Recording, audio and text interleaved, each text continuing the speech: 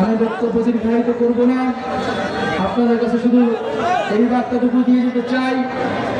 দেশব্যাপী জুলাই পদযাত্রায় আমরা ঝিনাইদহে এসেছি, আপনাদের কাছ থেকে আমরা অভূতপূর্ব সাড়া পেয়েছি। এটা আমাদেরকে অনুপ্রাণিত করছে। বাংলাদেশের সারা দেশের মানুষজন দেখছে ঝিনাইদহে এনসিপির সাড়া কতটা পড়েছে। 5ই আগস্টের পর থেকে, গণ অভ্যুত্থানের পর থেকে এমন হেন কোনো চেষ্টা করা হয় নাই এই অভ্যুত্থানকে নস্যাৎ করতে, এই অভ্যুত্থানকে ভিন্নভাবে ব্যাখ্যা করতে, এই অভ্যুত্থানের নেতৃত্বকে দুর্বল করে দিতে।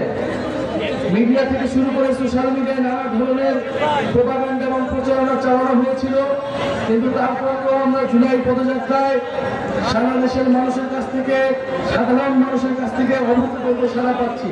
ঝিনাইদহ এটা আবারও প্রমাণ করলো। প্রিয় ঝিনাইদহবাসী, এই ঝিনাইদহের মাটিতে এসে আমরা ঝিনাইদহের শহীদ সাব্বির, শহীদ রাকিব এবং শহীদ সুভাষিসকে শ্রদ্ধার সাথে স্মরণ করছি, যারা এই জুলাই গণ অভ্যুত্থানে অংশগ্রহণ করে দেশের জন্য জীবন দিয়েছিল। আমরা স্মরণ করছি ঝিনাইদহে যারা আহত যোদ্ধা রয়েছেন, যারা গাজী হয়েছেন এই গণ অভ্যুত্থানে। এটি কেবল গণ অভ্যুত্থান ছিল না, ছিল এক যুদ্ধক্ষেত্র। প্রিয় ঝিনাইদহবাসী, আমরা দেশের সংস্কার, বিচার, নতুন সংবিধানের দাবিতে নেমেছি।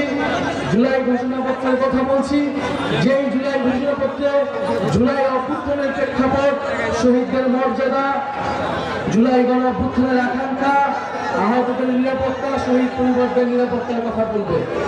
ইনশাল্লাহ আপনাদের সাথে ঐক্যবদ্ধভাবে আমরা সেই জুলাই ঘোষণাপত্র আদায় করব। আরেকটি কথা বলে শেষ করতে চাই যে এই ঝিনাইদহ আমরা সীমান্ত হত্যার কথা শুনি।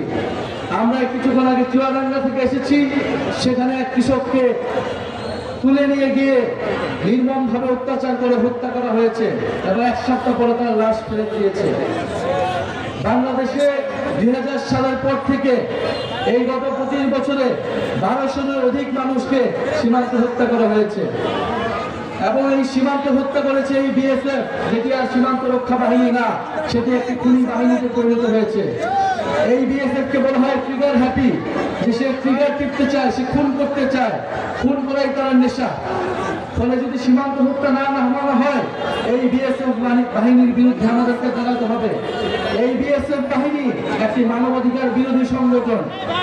ফলে অবিলম্বে ভারত সরকারকে বলবো, সীমান্ত রক্ষা বাহিনীর মনস্তত্ত্ব পরিবর্তন করুন, বাংলাদেশের মানুষের সাথে মর্যাদার সাথে আচরণ করুন। আমরা সীমান্ত হত্যা মেনে নেব না।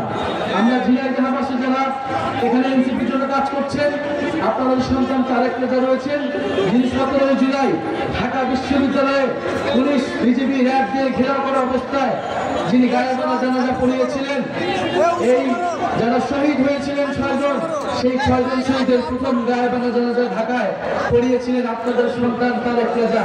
যেই গায়েবানা জানাজা, যেই কফিন মিছিলে পুলিশ, র্যাব, বিজিবি আক্রমণ করেছিল।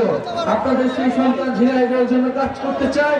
ঝিনাইদহের যাতায়াত ব্যবস্থা, ঝিনাইদহের রেলপথ উন্নয়ন, ঝিনাইদহের কর্মসংস্থান, ঝিনাইদহের শিক্ষা চিকিৎসার জন্য কাজ করতে চান। আপনারা সবাই মিলে এনসিপির সাথে থাকুন, ইনশাল্লাহ এনসিপি আপনাদের অধিকারের পক্ষে কাজ করবে। আজকে বিদায় নিচ্ছি, ইনশাল্লাহ আবারও দেখা হবে, বিজয়ী দেখা হবে ইনশাল্লাহ। জাতীয় নাগরিক পার্টি এবং ছাত্র তরুণ জনতা যেই লক্ষ্যে নেমেছে সেই লক্ষ্য আদায় হবে। আসসালামু আলাইকুম। ঝিনাইদহের সংগ্রামী সহযোদ্ধারা, আজকে আমাদের অনেক কেন্দ্রীয় গুরুত্বপূর্ণ নেতৃবৃন্দ আপনাদের সামনে আপনাদের ভালোবাসা উপেক্ষা না করতে পেরে এসে উপস্থিত হয়েছে, কিন্তু আমরা সময় স্বল্পতার জন্য তাদের সবাইকে আপনাদের সামনে কথা বলার সুযোগ দিতে পারছি না, কিন্তু আমরা তাদেরকে পরিচয় করিয়ে দিতে চাই। আমার ডান পাশে রয়েছেন এনসিপির উত্তরাঞ্চলের সংগঠক অ্যাডভোকেট শিরিন আক্তার শেলী। এরপরে রয়েছেন আমাদের এনসিপির সিনিয়র যুগ্ম সদস্য সচিব ডাক্তার তাসনিম জারা, রয়েছেন এনসিপির সিনিয়র যুগ্ম আহ্বায়ক সামন্থা শারমিন আপু। এরপর আমি যদি বাম পাশে দেখি, একদম অনেক কষ্ট করে যাচ্ছেন রাত দিন আমাদের এই প্রত্যেকটা প্রোগ্রামের জন্য। আমাদের এনসিপির যুগ্ম মুখ্য সমন্বয়ক আরিফুর রহমান তুহিন রয়েছেন, এনসিপির সিনিয়র যুগ্ম আহ্বায়ক আরিফুর রহমান আবিদ,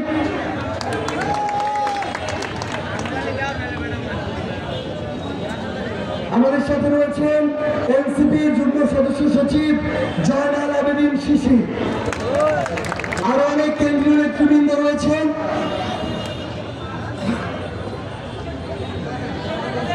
এ পর্যায়ে আমাদের মাঝে বক্তব্য রাখবেন আপনাদের ঝিনাইদহের কৃতি সন্তান, অভ্যুত্থানে আমাদের সাথে কাঁধে কাঁধ মিলিয়ে হাতে হাত রেখে ওই জুলাই আগস্টে লড়াই করা আপসহীন অকুতোভয় আপনাদের সন্তান, জাতীয় নাগরিক পার্টি এনসিপির যুগ্ম সদস্য সচিব জনাব তারেক রেজা।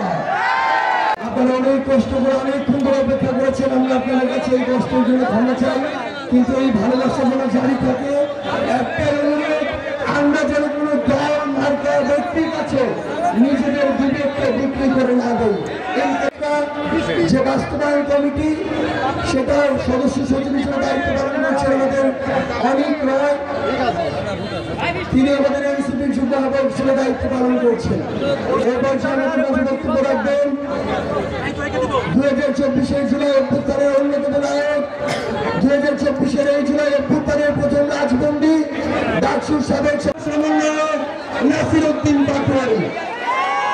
অর্থাৎ যাদের নেতৃত্বে 2024 সালের ছাত্র জনতার অভ্যুত্থান ঘটেছে, যাদের নেতৃত্বে জাতীয় নাগরিক পার্টি এনসিপি গঠিত হয়েছে, তারা সকলে আপনাদের এই ভালোবাসার সামনে আজকে এই মুক্ত মঞ্চে এসে দাঁড়াবেন।